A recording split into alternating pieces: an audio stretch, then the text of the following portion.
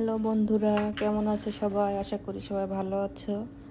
দেখো, আমি আজকে দেশি কচু রান্না করব। দেশি কচু দিয়ে ইলিশ মাছ ভাজবো। এটা অনেক খেতে মজা। তোমরা কে কীরকম খাও? অনেক দিন যাবৎ খাওয়া হয় না দেশি কচু, তা আজকে পেয়ে গেলাম। রান্না করবো ইলিশ মাছ দিয়ে।